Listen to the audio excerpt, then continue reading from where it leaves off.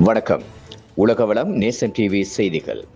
QR குறியீடு அடிப்படையிலான எரிபொருள் விநியோகம் உடனடியாக நிற்கும் எண்ணமில்லை.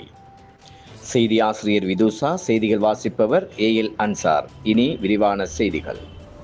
நாட்டில் தற்போது அமலில் இருக்கின்ற QR குறியீடு அடிப்படையிலான எரிபொருள் விநியோக முறைமையை உடனடியாக நீக்கும் எண்ணம் அரசிடம் இல்லை என எரிசக்தி அமைச்சர் அனுர கருணாதிலக்க தெரிவித்துள்ளார்.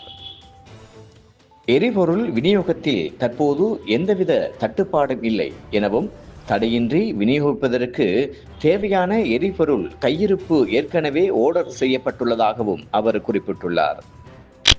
எரிபொருள் விலைகள் கணிசமாக அதிகரித்துள்ள நிலையில் தேவையற்ற எரிபொருள் நுகர்வை கட்டுப்படுத்துவது அவசியம். எரிபொருளுக்காக அதிகளவு அந்நிய செலவாணி வெளியேறுவதை தடுப்பதற்கு இந்த முறையானது ஒரு கட்டுப்பாட்டை வழங்குகிறது எனவும் அவர் மேலும் தெளிவுபடுத்தினார். உலகவளம் நேசன் டிவி செய்திகளுக்காக நான் AL அன்சார்.